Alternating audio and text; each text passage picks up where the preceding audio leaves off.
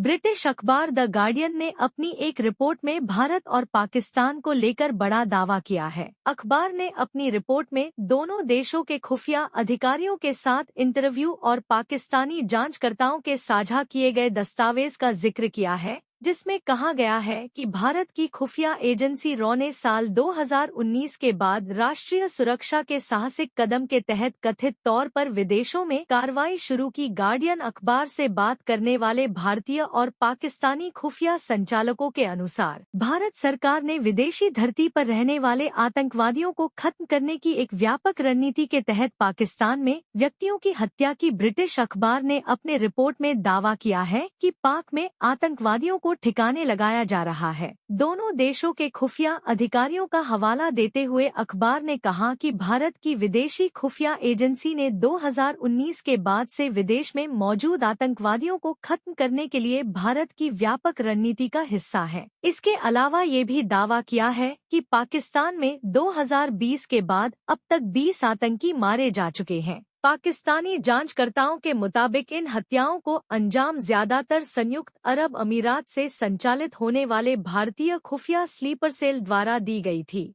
साल 2023 में इन हत्याओं में वृद्धि का श्रेय इन स्लीपर सेल की बढ़ी हुई गतिविधि को दिया गया, जिन पर हत्याओं को अंजाम देने के लिए स्थानीय अपराधियों या गरीब पाकिस्तानियों को लाखों रुपए देने का आरोप है। भारतीय एजेंटों ने गोलीबारी को अंजाम देने के लिए कथित तौर पर जिहादियों को भी भर्ती किया, जिससे उन्हें विश्वास हो गया कि वे काफिरों को मार रहे हैं। दो भारतीय खुफिया अधिकारियों का हवाला देते हुए ब्रिटिश अखबार ने अपनी रिपोर्ट में कहा है कि विदेश में मौजूद आतंकियों को खत्म करने के लिए जासूसी एजेंसी का मिशन 2019 में हुए पुलवामा आतंकी हमले के बाद शुरू हुआ।